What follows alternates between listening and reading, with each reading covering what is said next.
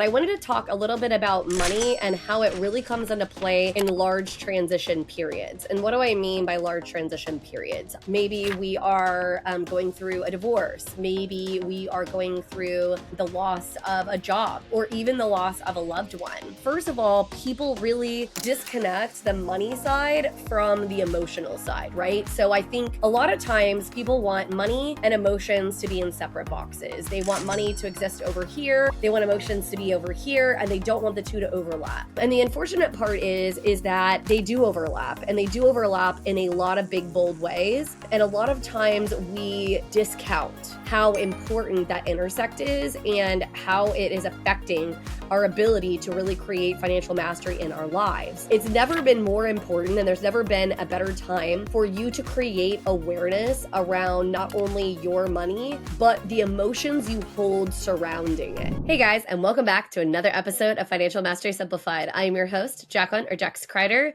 Today, I just wanted to talk a little bit about something that has been weighing on me a lot. So I talk about money all the time. Money is such an important part of, our lives, even though it is a tool, even though it is technically a fake made up thing.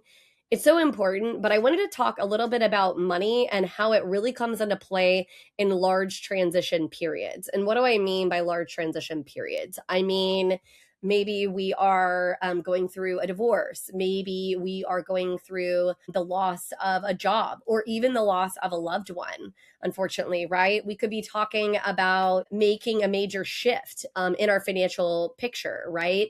Maybe an intentional shift or maybe an unintentional shift, something that we didn't necessarily choose or pick. And so the reason that I want to talk about this is what I find is that first of all, people really disconnect the money side from the emotional side, right? So I think a lot of times people want money and emotions to be in separate boxes. They want money to exist over here. They want emotions to be over here, and they don't want the two to overlap. And the unfortunate part is that they do overlap, and they do overlap in a lot of big, bold ways. And a lot of times we discount how important that intersect is and how it is affecting our ability to really create financial mastery in our lives. And so one of the things that I just want to share is it's never been more important, and there's never been a better time for you to create awareness around not only your money, but the emotions you hold surrounding it. Because it doesn't matter how much money you have or you don't have, if you don't understand where your emotions are coming from around it, why they're existing around it, how you can potentially shift them, then we're never going to reach a level where we feel really comfortable and really good. Okay. And let me explain what I mean. I shared through another conversation with another individual about a situation that I dealt with my divorce. So when I went through a divorce damn near 20 years ago, it was a very financially abusive situation. And it wasn't created initially out of financial abuse, right? There wasn't like this thing where like he from day one just told me like, screw you. There was actually a conversation that happened in our marriage that he said, we need to pick somebody to handle the money, the finances. He wanted it to be one or the other. And I said, okay, I tend to be more of a spender, hence the 20,000 purple cups. And I still am to a point. And so I was like, okay, well, it should be you, right? Like, you're probably the one that's the more like fiscally responsible as far as like, keeping some reins on it, stuff like that or whatever. So we'll make you the person that is the thing. So we chose that. And I think, first of all, making that choice myself, I think that I believe that because I chose it, that what happened next wasn't abuse because I had voluntarily walked into it, which isn't necessarily the case, by the way. Just because you sign up for something doesn't mean that it can't turn badly. And in this particular case, we were dealing with me not having any control over the money. Like, I couldn't go spend $20 at Target, without getting the third degree. I mean, I literally distinctly remember that I made a $5,000 bonus at work. And this was a big deal because, to give you some consideration, I made like 30 grand at the time. And so $5,000, I mean, think about percentage wise, how much of money that really was, right? And so made this big bonus check, and I got $200 that I was allowed, I'll put that in quotes, to spend. And the crazy part is that you can say, well, that might be reasonable, right? $200 or whatever, if you guys had other things you needed to save or, use the money for. But what I spent the money on was brand new work shoes. And the reason why is because my other work shoes had literal holes in them.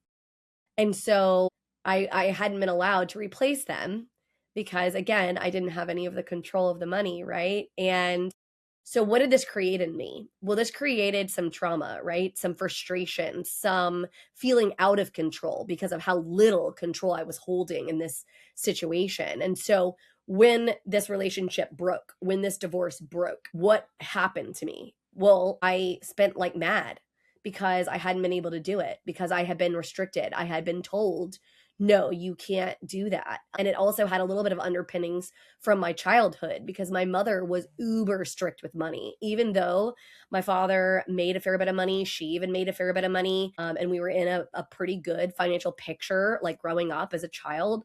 Because my mother grew up very poor, she never wanted to be there again. And so she was very restricted with her money. And so this had some echoes of my childhood, of like the restriction that I had held there. And so I was like, no, I don't want restriction anymore. And I just took it all off. Is this a reasonable expectation of like how I should have related to money? Absolutely not.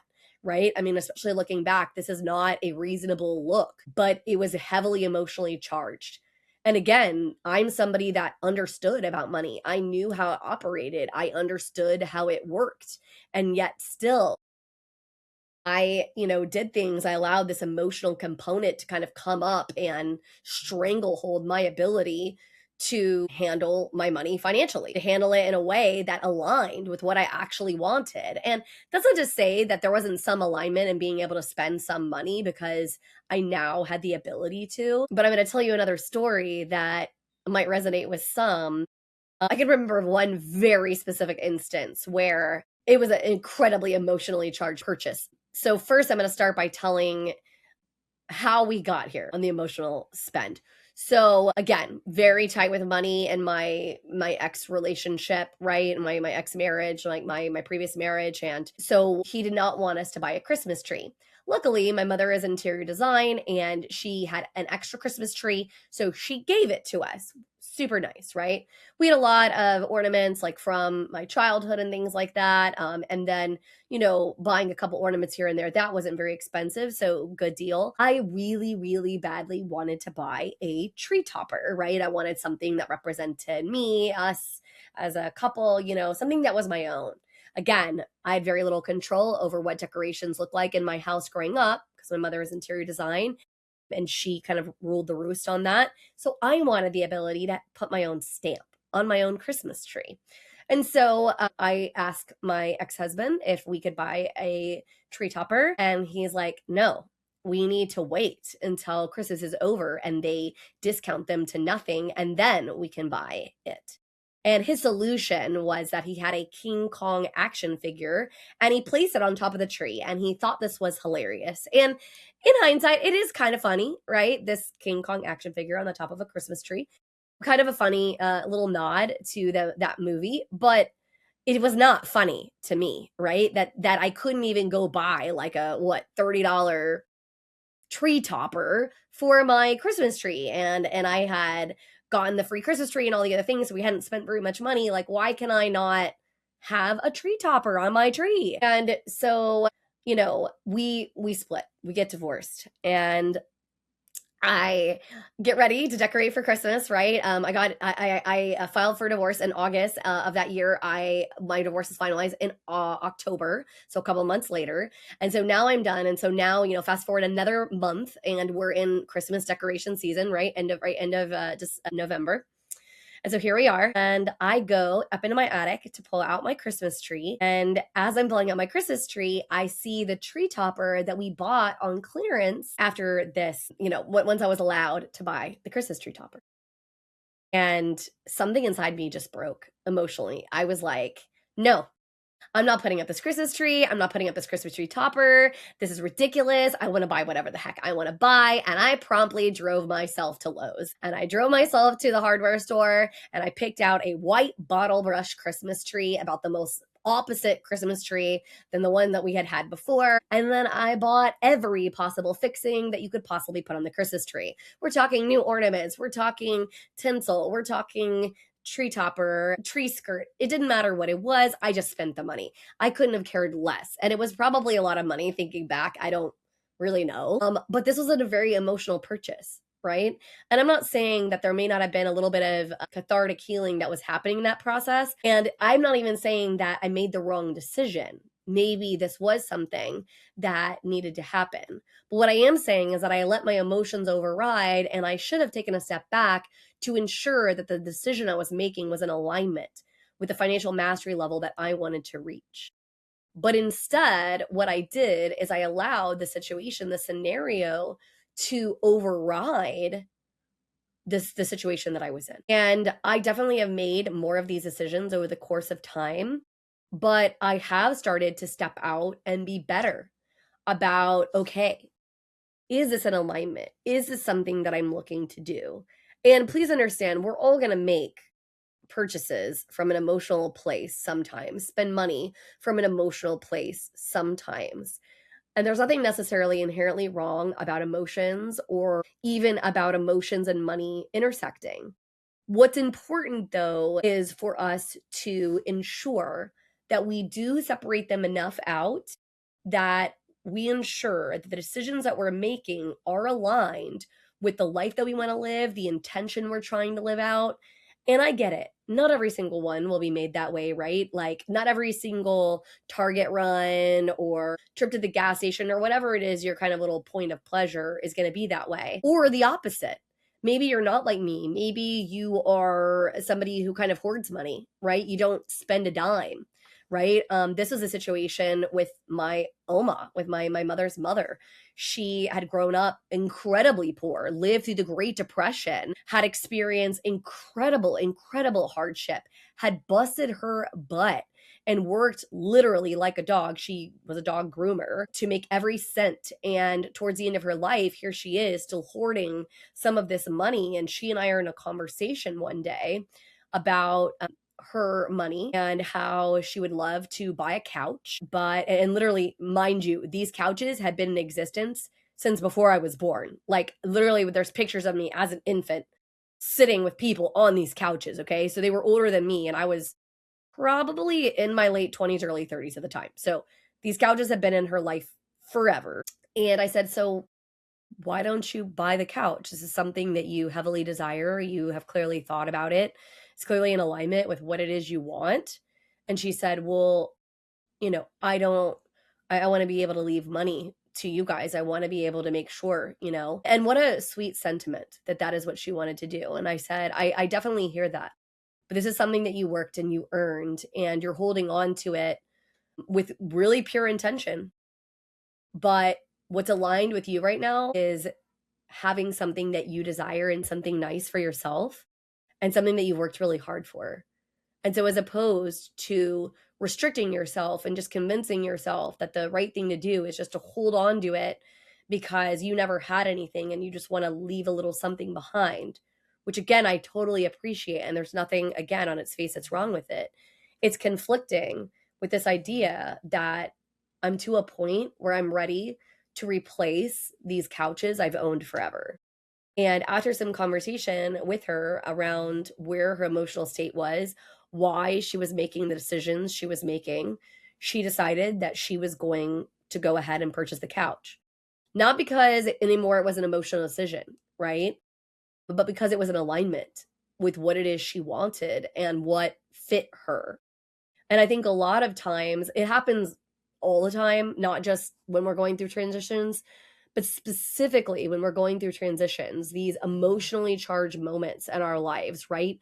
Grief, uncertainty, things like this, that a lot of this stuff starts bubbling up within us. And we don't take the opportunity to give ourselves a moment to pause and say, okay, before I do that, what does that look like for me? What kind of alignment is there, right? Where is this coming from? Because it also could be an indicator that we might want to work through a few things, right? And it's just super important for you to do that work because it's something that I constantly have to work on because it's not like a one and done thing. It's not like, "Oh, you fix that problem, so that's it. It's never gonna come back up again," or we're never gonna deal with any other, challenges surrounding money and mastery and all of these things. The important part is that you take the time to lean in. Because living a successful life and living a life that you have mastered on any front, doesn't matter if it's money, career, family, you name it, most of it is surrounding awareness and surrounding, are you willing to sit with yourself, ask yourself hard questions, come to realizations that you need and that things like that. And I just really wanted to talk and speak to that because I've seen it in my own life. I've seen it in the lives of those close to me.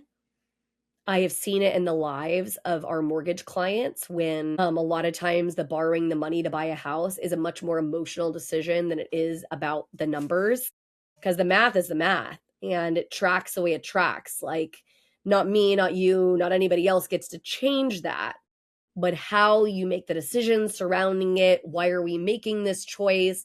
Does it fit in the big picture of what it is we're trying to do and how we're trying to live our lives or whatever?